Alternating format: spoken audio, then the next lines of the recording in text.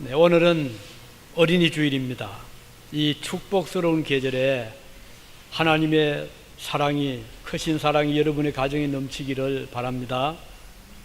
30년 앞을 내다보는 사람은 나무를 심는다면 100년 앞을 내다보는 사람은 자녀를 키운다. 그런 말이 있죠. 백년수인이란 말이 그 말입니다. 사람을 교육하고 또 키우는 것은 백년지 대계다, 그런 말이라고 하겠죠. 그만큼 자녀 교육은 단지 10년 후의 내일이 아니라 적어도 100년 이후 먼 미래를 내다보고 오늘 준비를 하는 정말 가치 있는 귀한 일입니다. 바울은 가정을 하나님의 작은 교회라고 말씀을 했습니다. 구원받은 성도들은 다 이렇게 작은 가정을 단위로 하는 가정교회의 구성원들입니다. 오늘 비록 핵가족화된 시대라고 하지만 또 가정의 그 가족 구성원들이 단조롭긴 하지만 그러나 그 중요성은 오히려 더 크다고 하겠습니다. 자녀는 잘 성장하면 훌륭한 제목이 되잖아요. 좋은 집을 세울 때는 제목이 좋아야 되듯이 자녀들을 잘 기르면 국가의 튼튼한 제목이 되고 사회의 기둥이 되는 것입니다. 오늘 이 본문에 보면 부모와 자녀와의 관계를 아주 잘 표현하고 있고, 또 시편에도 보면 시편 127편 3절에 보면 자식은 여호와의 주신 기업이요 태의 열매는 그의 상급이로다, 이런 말씀이 나와요. 자식은 하나님의 기업이다. 하나님 주신 기업이다. 자녀는 저절로 성장이 되고 어른이 되는 것은 아니잖아요. 부모의 양육에 따라서 그 운명이 결정이 돼 나갑니다. 하나님께서 주신 기업과 상급은 부모가 어떻게 양육하는가에 따라서 결과는 달라지죠. 하나님께서 우리 가정에 축복의 선물로 주신 자녀들을 어떻게 양육할까 하는 점을 이 시간에 생각을 해보겠습니다. 자녀를 양육한다는 것은 단지 먹을 것을 잘 주고 입을 좋은 옷을 입히는 것을 그것만 의미하는 것은 아니잖아요. 물론 그것도 중요하지만 그보다 훨씬 더 중요한 것들이 많이 있습니다. 그러나 사람들은 대개 요즘 바쁘다 보니까 학교만 보내면 내 할 일을 다 했다 이렇게 생각하는 부모들이 오늘 참 많잖아요. 그러나 학교 교육만 가지고는 너무 부족해요. 학교 교육을 우리가 공교육이라고 한다면 학교 교육이 아닌 다른 제도, 예를 들면 사교육, 가정교육이 훨씬 더 때로는 중요할 수가 있습니다. 어쨌든 공사 간의 이 교육의 목적은 자녀를 잘 기르는 데 목적을 두고 있잖아요. 그래서 많은 사람들이 저마다 자녀들을 훌륭하게 기르기 위해서 많은 고심을 합니다. 우리가 100년을 내다보고 길러야 되기 때문에 그만큼 중요한 것이죠. 오늘 본문의 사도 바울은 오직 주의 교양과 훈계로 자녀들을 양육해라, 이렇게 4절에 권면하고 있습니다. 사실 이것은 어려운 일이죠. 인내가 많이 필요하고 한 해 두 해 만에 이루어지는 것이 아니고 적어도 평생을 두고 자녀의 후견인으로 뒷바라지도 해야 되고 기도도 해야 되고 잘 보살펴야 되는 것이 부모의 사명입니다.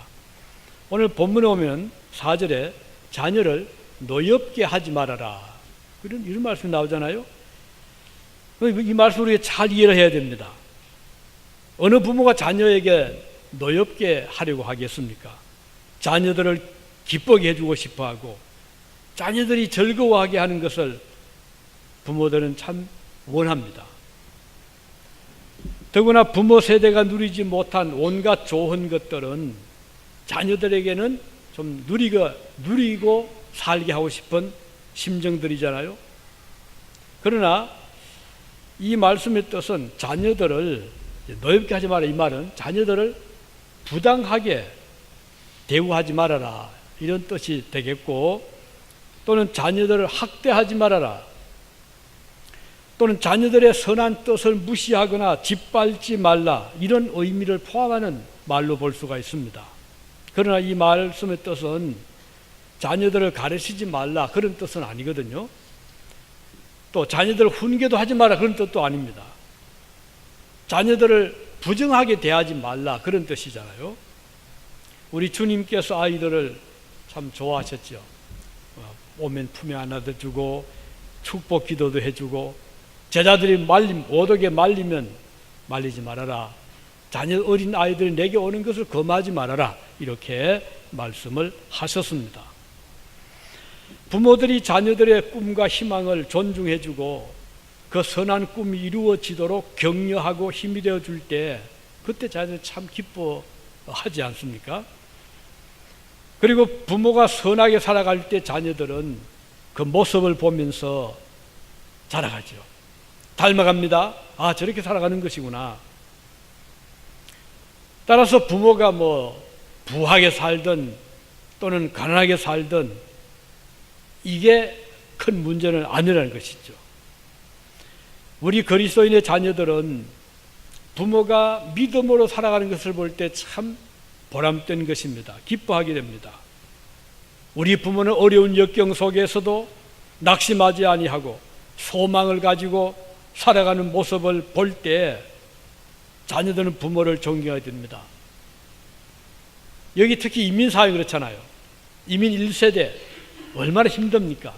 우선 말도 잘 안 되고 잡도 찾기가 쉽지 않고 사업을 해도 어렵고, 그러나 부모들은, 이민 1세대 부모들은 우리 세대를 이렇게 어렵게 살아도 우리 자녀들만은 이 미국 주류 사회에 뿌리를 내리고 떳떳하게 살게 하고 싶은, 이게 부모들의 욕망이잖아요.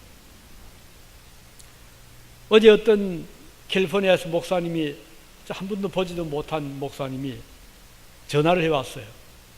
그리고는 유진 중앙교회 맞습니까? 예, 맞습니다.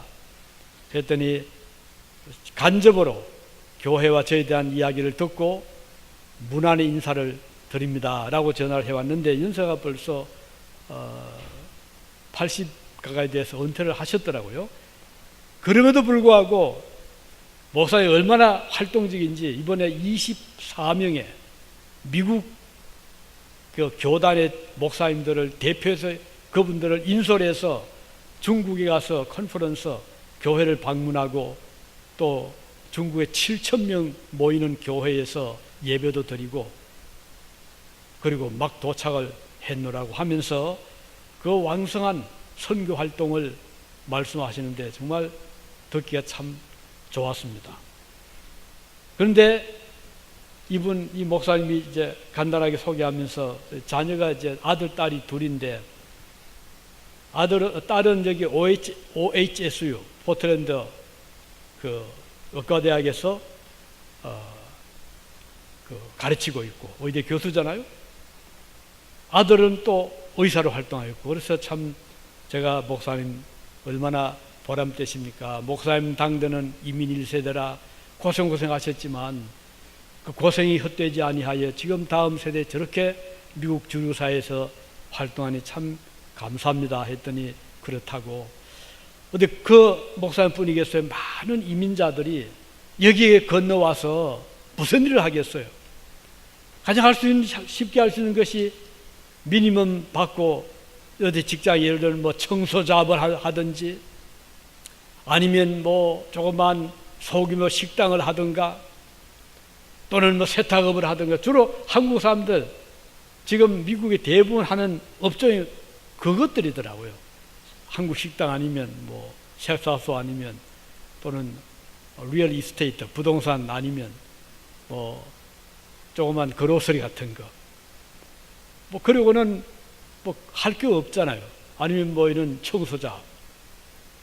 이렇게 어렵게 살면서 자녀들만은 좀 잘되게 해보자고 미국에 건너왔는데, 이게 또 뜻대로 잘 안 되잖아요. 이 양 부모가 맞벌이 한다고 나간 종일 동안 아이들이 할 게 없으니까 종일 다른 친구들 어울려 놀다 보면 좋은 친구도 있지만 그 중에 또 악한 영향을 미치는 친구가 있어서 때로는 마약에 빠지기도 하고, 또 잘못된 데 빠지기도 해서 부모의 가슴을 치는 일들이 우리 주변에 또 있거든요. 자, 이런 의미에서 우리 부모 1세대에서 자녀 교육은 정말 중요합니다. 정말 소중한 일이고 100년 앞을 내다보고 나무를 심는 것 같은 그런 일이 바로 부모 자녀 교육이라고 하겠습니다. 비록 가난하게 살아도 어렵게 살아가도 자녀들이 우리 부모를 볼 때 참 떳떳하게 생각하고 바르게 살아가는 것을 보여줄 때 그것은 의미 깊은 부모의 삶이라고 하겠습니다. 실패 중에서도 원망하지 아니하는 부모, 아이들에게 그걸 보여준단 말이죠. 저렇게 어렵게 사시면서도 항상 기쁨이 있는 부모, 그리고 뭔가 남을 배려하고 열심히 교회를 섬기고 열심히 봉사하는 그런 모습을 볼 때 그 자녀들의 마음이 얼마나 훈훈하겠습니까? 우리 그 성경에 보면 야곱 아시죠? 야곱은 아이들이 많았어요. 몇이었죠? 12이었죠. 12지파. 야곱의 12 아들이 있거든요. 근데 그 중에 11번째 아들이 요셉이라는 아들이었어요. 요셉은 청청시하라. 위에 형님들 밑에서 옷도 물려받아야 되고 이러니까 아버지가 안쓰럽잖아요. 그래서 아버지가 어느 날 좋은 색동옷을 지어서 입혔어요. 그랬더니 형들이 시기가 나가지고요. 아니 아버지 왜 저 동생이 좋은 옷을 입히냐고. 그런데 이 형들이 심술궂었던가 봐요. 어떤 때는 뭐 작당도 하고 못된 짓도 하고 부모의 둔 돈을 좀 훔치기도 하고 이런저런 그걸 보고 이 요셉이 아버지에게 보고를 한 거예요. 그래야 형들이 더 미워한 거예요. 아 저는 우리 일을 다 일러 바치네. 해서 뭐 그놈을 해치려고 했죠. 죽이려고 했었잖아요. 그런데 또 게다가 요셉은 또 그것도 모르고 또 꿈꾸니 일도 하는 거예요. 아 형님 내 말 들어보시라고 내가 꿈을 꿨는데 당신들이 나를 보고 절을 하더라. 태양이 절을 하고 별들이 절을 하고. 그러니까 형들이 더 화가 난 거예요. 아니 네가 뭔데 꿈을 꾸고 함부로 그러느냐고. 그러나 아버지 요셉은 그 요셉의 말을 심중에 두었다고 그랬어요.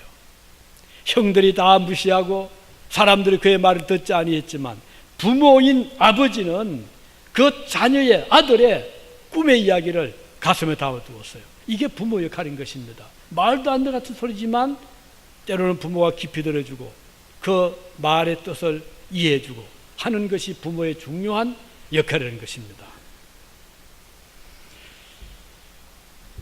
그래서 오늘 성경은 자녀들을 주의 교양과 훈계로 양육하라. 자녀들 어린아이들은 꿈속에 산다는 말이 있잖아요. 그 꿈이 높을수록 장래는 희망차게 보이기 때문입니다.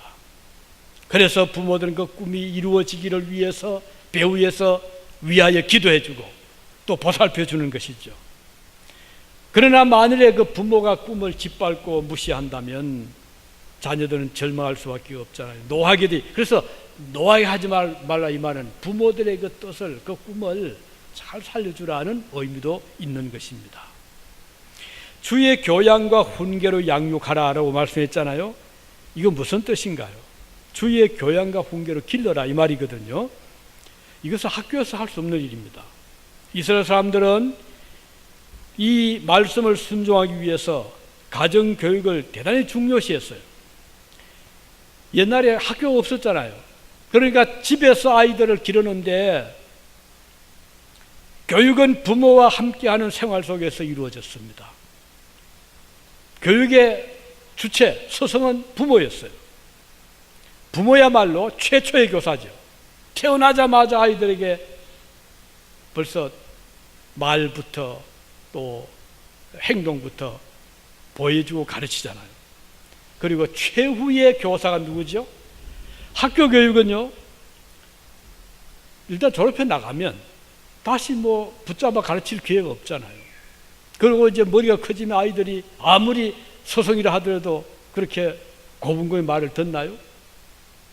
어른들의 말이라고 잘 듣나요? 아, 그건 뭐 옛날 이야기라고 그러고, 아, 그건 뭐 세대차라고 그러고. 그러나 아무리 나이가 많은 자녀라도 부모 앞에서는 다르잖아요. 부모가 예, 이렇게 해야 되는 거다 하면 그 어떻게 예, 알겠습니다. 그래서 부모는 최초의 교사이자 마지막 교사입니다. 죽을 때까지 부모는 교사가 될 수 있다는 것이죠. 교육의 내용이 뭐죠? 하나님께 대한 믿음의 교육입니다. 하나님의 뜻을 찾는 교육, 이것이 부모가 할 수 있는 교육인 것입니다. 이렇게 해서 히브리 민족, 이스라엘 백성의 민족에 의해서 교육에 의해서 가장 두드러진 특징은 가정 중심의 교육이었다는 것입니다. 가정을 통해서 하나님을 배우고 하나님 뜻을 깨닫게 하는 것, 하나님의 뜻을 자녀들에게 펼쳐줌을 목적으로 한 가정의 교육은 이제 몇 가지 의미가 있죠. 첫째는 평생 가잖아요.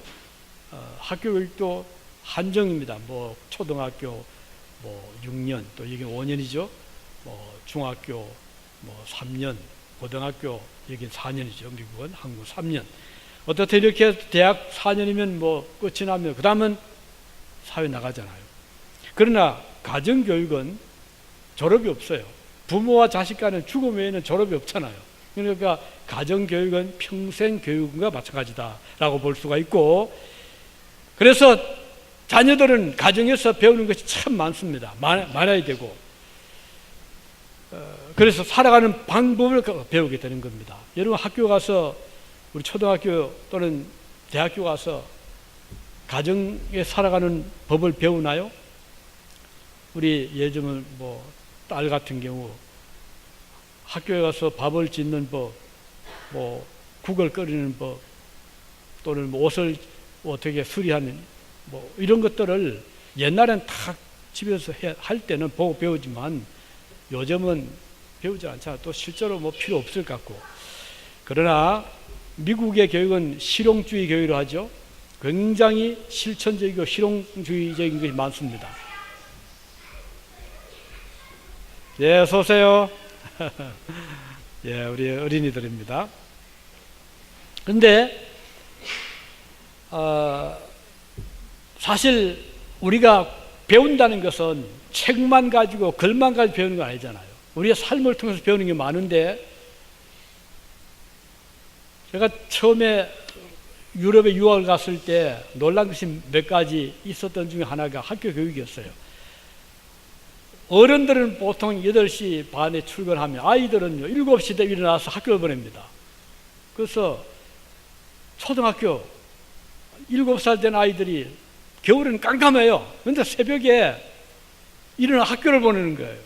그리고 물론 일찍 들어오죠. 초등학교 에 갔다 오면 얘들이 학교에서 배운 것 중에 중요한 것들이 뭔고 하니, 물론 역사도 배우고 수학도 다 배우지만 그 중에 중요한 과목이 이 가정에 실제로 필요한 것들이었어요. 톱을 쓰는 방법, 톱 키는 방법. 서울에서 나무가 많잖아요. 톱 키는 방법. 그 다음은 필통, 연필꽂이 만드는 방법. 실제로 만들었는데 잘 만들어 와요. 물론 재료는 학교 다 내주죠. 그리고 이런 액자 만들어 보고. 그리고 또 중요한 거는 초등학생들에게 빵을 굽는 방법. 그 빵을 구워가지고 실제로 먹고 또 주고 이렇게 해요. 뜨개질. 남녀 학생 할 거 없어요. 양말도 뜨고, 사스, 이게 메리아카 뜨고. 전 이걸 보고 굉장히 놀랐죠. 그래서 이제 제가 대학교 강의를 가보면, 이제 참석해보면, 그 큰 남학생들이 강의 시간에 저 뒤에 앉아 어떤 학생은 뜨개질하고 듣고 있는 거예요. 아주 생소했어요. 어릴 때, 초등학교 때부터 그들은 실제 살아가는 방법을 가정에서, 학교에서도 배운다. 그리고 초등학교 딱 나오면 가장 기본적인 거 다 해냅니다, 아이들이. 중학교 들어갈 때 벌써 실업계, 인문계 나누어져요. 그러면 이제 실업계 들어가서 중학교, 고등학교는 고등학교 되지 직업학교죠. 여기서 몇 년 동안 공부하면 라이선스를 땁니다. 그걸 따면은 이건 보장입니다. 평생 보장입니다. 예를 들면 굴뚝 청소 라이선스 있어야 돼요. 이 사람은 그걸 하면서 자기 직업인데 월급을 충분히 받고 1년에 한 달씩 휴가를 받고 유럽을 다 다닙니다. 그러면 대학교까지 공부를 하게 되면 헐치쳐지죠. 공부한다고 학교 앉아 있으니 뭐 배우는 기능이 없잖아요. 학교에서 등록금 다 대줍니다. 그러니까 얘들은 무료로 학비를 정부에서 받아가면서 대학을 졸업을 해요. 그러면 차이가 뭔가요? 대학 졸업하고 취직을 해가면 이미 초등학교 때 같이 공부했던 학생들은 벌써 마이스터가 돼가지고 숭늉공이 돼가지고 엄청난 월급 받으면서 지위 가지고 딱 뭐 조금도 거리낌 없이 같이 만나게 되는데, 처음에는 대학 졸업생의 월급이 낮습니다. 물론 좀 지나면 이제 올라가요. 그러면 차이가 뭔가요? 굳이 형편이 안 되고 또 지능이 낮은 학생을 대학 억지로 안 보내면 볼 필요가 없는 거예요. 그런데 대학 졸업하면 이 학생들에게는 특별한 사명이 주어집니다. 너는 정부에서 등록금 다 대주었고 그동안 너는 이런 혜택을 받아왔으니 배운 것을 가지고 공익을 위해서, 국가를 위해서 공무원이 되거나 또는 경찰원이 되거나 또는 직업 군인이 되거나 해서 너는 국가에 봉사해라. 이런 사명이 주어집니다. 그러니까 그 사명감도 대단해요. 이렇게 해서 학교에서, 가정에서 그들은 실제로 필요한 것을 공부를 하는 거예요. 아주 유럽도요, 실용주의 교육이 굉장히 강합니다. 약하지 않습니다. 그런데 사실 자녀 교육은 성경에서 굉장히 강조하거든요. 그 근본적인 뿌리를 캐 올라가 보면 성경에서 자녀에 대한 많은 그 교훈을, 특히 교육에 대해서 가르치고 있습니다. 랍비들의 격언에 이런 말이 있습니다. 자기 자녀들에게 기술을, 뭔가를 가르치지 않는 자는 자녀들에게 도둑질을 가르치는 것과 마찬가지다. 이런 말이 있습니다. 무슨 뜻인가요? 아이들로 하여금 살아갈 수 있는 법을 가르치지 않으면 아이들이 어떻게 살아가요? 남을 훔쳐야 되잖아요. 이만큼 교육을 중시하는 것이 유대인들입니다. 성경에 보면 잠언서 13장 24절에 초달은 아이들을 때로는 야단도 치고 경고도 주고 때로는 벌도 주고 하고, 초달을 참아 못하는 자는 자식을 미워함이라. 내 자식이 사랑스러울수록 초달하라 이 말이에요. 그래서 막을 것은 막고 하게 할 것은 하도록 하라 이 뜻이거든요. 자식을 사랑하는 자는 건실히 징계하느니라. 이런 미국 여러분 주변의 이웃들을 잘 보십시오. 자녀들 징계 많이, 학교 가보십시오. 아이들 징계 안 하나요? 조금만 거스르면 딱 불러내잖아요. 교장실에 호출합니다. 부모 부릅니다. 미국 학교에서. 유럽은 더 합니다. 왜 그럴까요? 그렇게 해야 인간이 되거든요. 내 자식 사랑스럽다고 할 말도 안 하고 무슨 행동을 해도 그냥 눈 감아둔다? 이건 자녀를 그야말로 스포일 시키는, 여기 말로 자녀를 아주 망가뜨리는.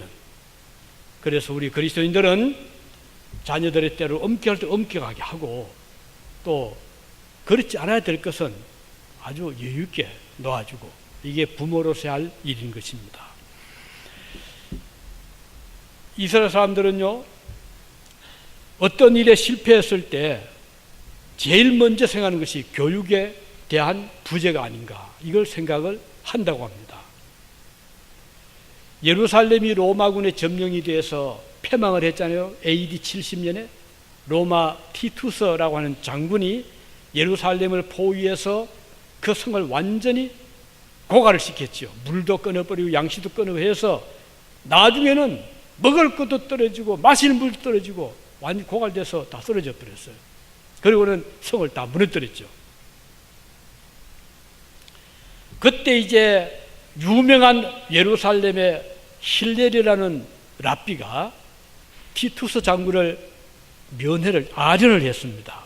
이제 정복당한 성을 대표해서 만나서 크게 머리를 숙이고, 우리가 로마 당국에 원하는 대로 다 들어드리겠습니다. 그러나 한 가지 우리가 소원이 있습니다. 그랬어요.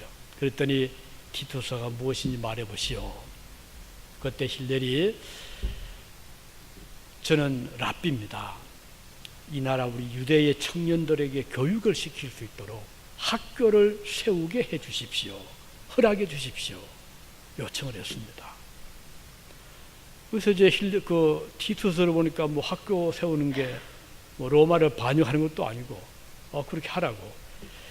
그래서 힐렐이 로마의 군에서 예루살렘은 패망이 되고 나라를 망했지만 전국 곳곳에다가 학교를 서당이죠.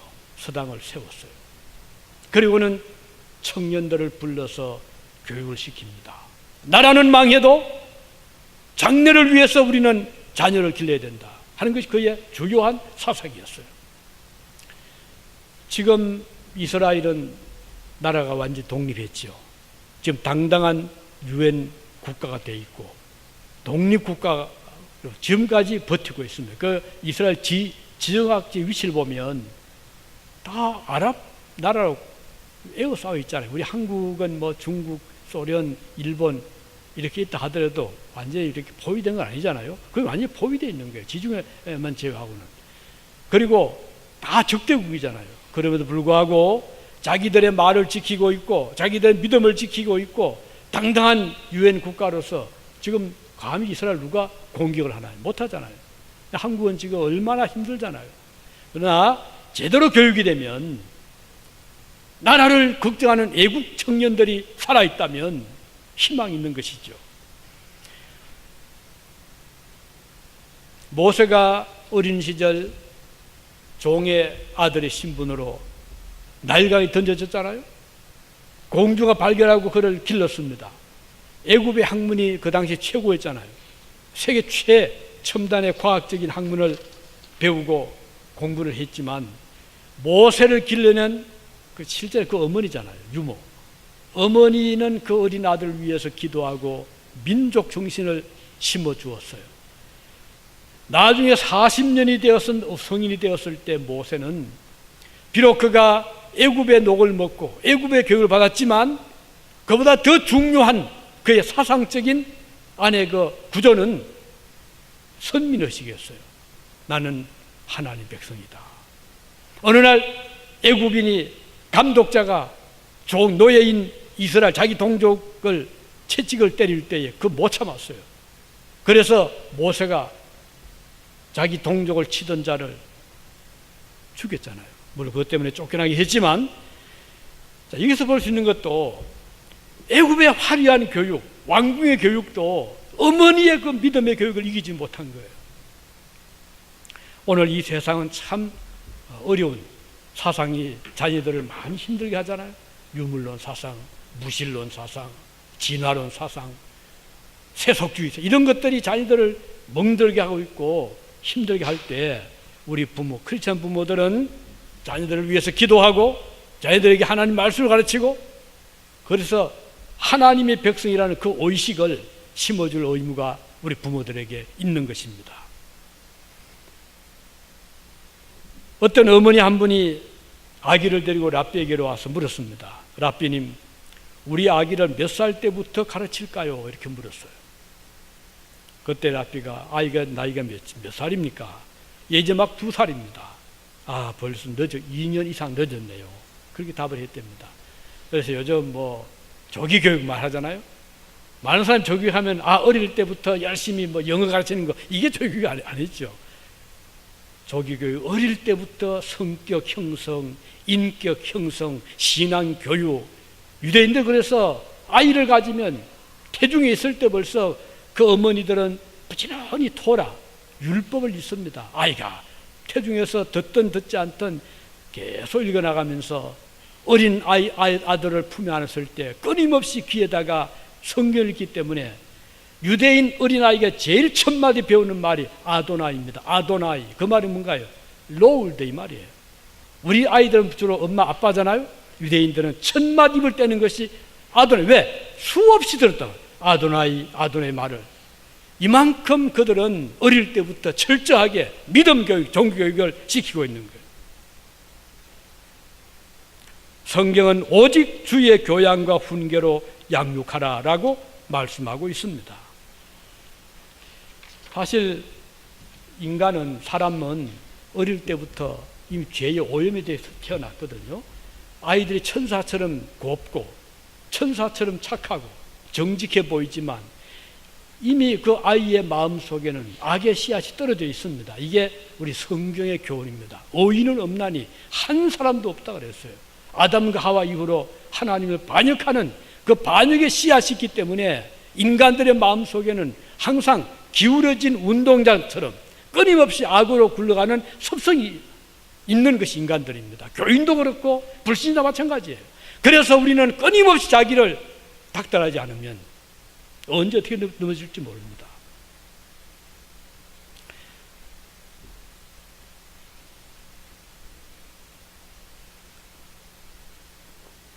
그래서 우리가 참 자녀교육이 쉽지 않다는 거. 왜냐하면 아이에게는 조금 눈 돌리면요 벌써 아이들이 그 어머니 눈을 피하려 하고 부모의 눈을 피하려 하고 뭔가 자꾸 속이려 하고 이거 어쩔 수 없는 거예요. 그렇게 착한 우리 아이인데 어느 날 보니까 아이가 이상하게 좀 성격이 변해 있거든요. 왜? 그 속에 이미 악의 씨앗이 떨어져 있기 때문에 그걸 내가 심지도 않았는데 내가 물 준 것도 아닌데 잘하고 있거든요.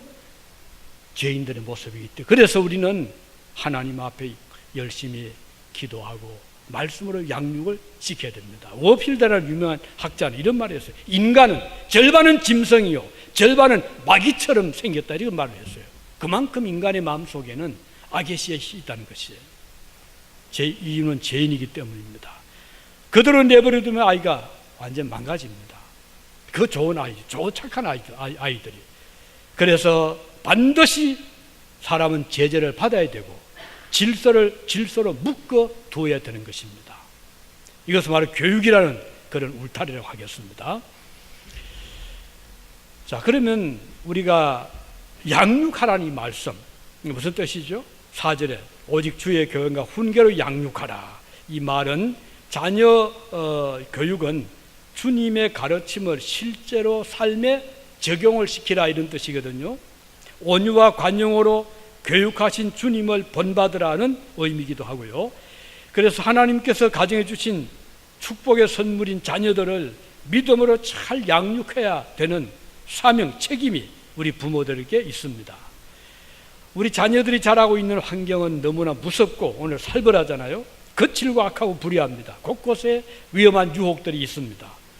세상은 자녀들이 성장하기에 너무나 좋지 못한 환경입니다.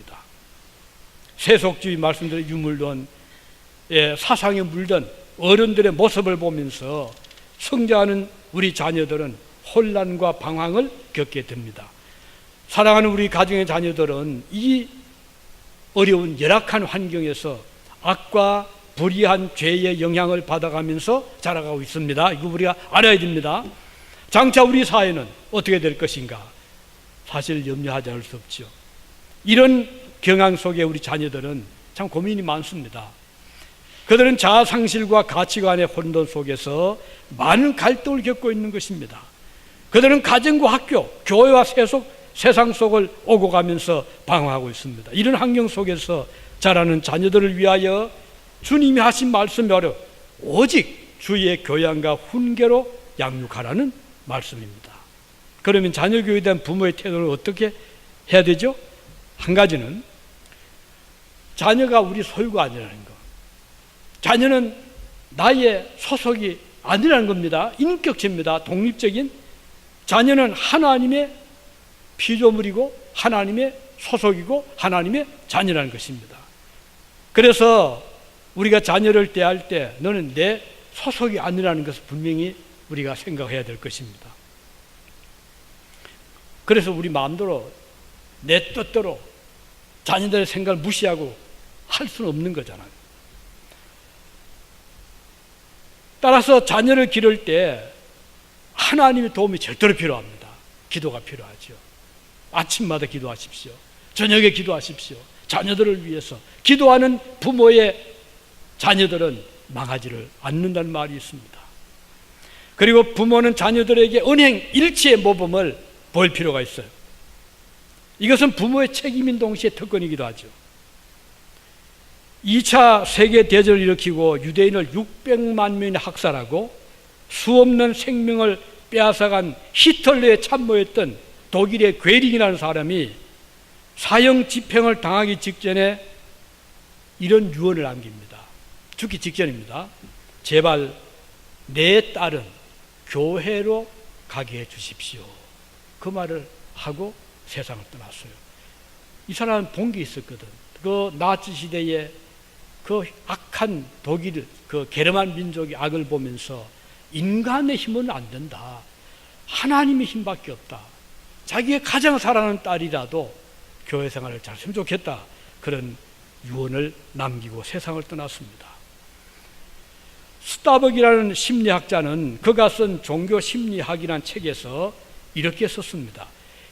회개는 7, 8세에 일어날 수가 있고 11세에는 그것이 증가하고 16세까지는 급속히 늘어나고 20세부터는 급속하게 줄어든다. 그러니까 종교교육을 시킬 수 있는 최적의 나이는 20세 미만이라는 것입니다. 그 전까지 신앙 형성이 이루어져야 된다는 뜻입니다. 아이고 아직 어리니까 뭐 그냥 두지 하고서 두다 보면 금방 20세 되잖아요. 그러면 이제는 기회가 사라집니다. 남이 전도 주지 않으면 절대로 부모 전도 안 됩니다. 그만큼 자녀들도 부모가 마음대로 할 수 없는 거예요. 부모들은 자녀들이 어릴 때 강제로 데리고 교회를 나와야 됩니다. 왜? 그때가 기회이기 때문입니다. 에드가 후보는 이런 말을 했습니다. 오늘 교회에 나가지 않는 아이는 내일은 범죄자가 된다. 굉장히 무슨 말이죠? 그 말은 교회와 등지고 살게 되면 무슨 죄의식이 없잖아요. 그러면 뭐 얼마든지 양심상으로 마음속으로 죄를 지을 수 있고 심하면 법을 어길 수 있고 죄인이 될 수가 있는 그러나 그렇지 않아요. 성실한 크리스찬은 죄를 지으라고 떠밀어도 죄 안 짓잖아요. 여러분 가게 가서 물건 훔칠 수 있겠습니까? 안 돼요. 왜? 주님이 보시기 때문에. 아무리 무엇이 떨어져서 이걸 잡지 않게 되잖아요. 하나님 보시기 때문에. 이 내 것이 아니기 때문에. 이게 성도의 삶의 그 바탕인데 하나님 없다고 생각해 보십시오. 법이 내가 제약받지 않으면 양심은 어두워지거든요. 얼마든지 악을 기회가 주어지면 범할 수 있게 되는 것이죠. 주일 아침에 어린 아이들을 교회로 데려오기가 쉽지 않죠. 압니다. 저도 아이들 길러봤자 참 바쁘잖아요. 주일날 아침은 주일 아침에 유난히 더 바쁩니다. 찬양대원들 참 바쁘잖아요. 일찍 와야 되니까. 리더스 다이제스트 이런 글이 실려 있습니다. 4살 된 아이를 둔 어머니가 가정주부가 있었는데 어린 아이를 교회 데리고 오다 보니까 항상 지각입니다. 늘 늦는 거예요. 아무래도 안 돼요. 뭐 하다 보면 뭐 옷 입혀야 되고 또 뭐 아이도 씻게 되고 또 뭐 아침 뭐 간단히 또 먹여야 되고 또 남편도 뒷바라지 해야 되고 양복 챙겨야 되고 뭐 신발 신기라 또 갈로 나서는데 또 이 아이가 또 엄마 화장실 가야 되고 또 가야 되고 항상 늦는 거예요. 그런데 그 같은 교회에 내 아이를 기르는 어머니가 있었는데 항상 일찍 오는 거예요. 그래서 하도 신기해서 물었답니다. 하나 가진 그 어머니가 아니 어떻게 나는요 이 아이 딸아이 하나만 있어 이렇게 바쁘고 늘 늦는데 어떻게 아주머니는 애기 엄마는 내 아이를 데리고 있는데 이렇게 늦지 않고 오느냐고 했더니 이분이 웃으면서 그거 쉽죠 뭐 저는요 토요일에 밤까지 다 준비해 놓고 어떤 때는 주일날 교회 갈 옷까지 입혀가지고 재워가지고 옵니다. 그런단 말이에요. 이 하나 둔 애기 엄마는 토요일까지 아무 관심 없어요. 그냥 두고 있다가 주일 아침에 씻기라 옷 찾아 입히라 밥 먹여라 하다 보니까 뭐 아무리 날고 기고 타고 뛰도 안 되잖아요. 그러나 지혜 있는 이 다른 어머니는 이미 그걸 알기 때문에 토요일날 모든 준비를 다 해놓고 딱 일어나면은 어떤 때 옷마저도 그리고 어떤 때는 옷이 구겨서 교회 오고 이렇게 하긴 했답니다. 하지만 늦지는 않았잖아요. 우리가 교회 예배 늦으면요 우선 하나님 앞에 죄송하지 않나요? 여러분들이 중요한 모임이 있으면 넣습니까? 하다못해 믿지 아니할 때 부모에게 조상 제사 드릴 때 시간 늦춥니까? 그때는 잘 지키면서 어떻게 예배 시간 이렇게 늦을 수 있나요? 이건 좀 제발 좀 고쳐야 됩니다. 유럽에 갔을 때 그 보통 9시 반 예배입니다. 우리는 보통 평소에 9시 반 딱 돼서 가면 벌써 다 앉아 있어요. 어린아이 다 앉혀놓고 같이 앉아 있습니다. 온 식구 같이 예배 드립니다. 얼마나 조용한지 끝까지 이게 훈련이잖아요. 그래서 우리 하나님 앞에 잤습니다. 이게 바로 자녀들을 양육하는 것이다 하는 거 기억하시고, 특히 우리 아이들 장래 100년 대계로 키우는 장래를 위해서 아이들 믿음으로 잘 길러 나가시길 바랍니다. 기도하시겠습니다.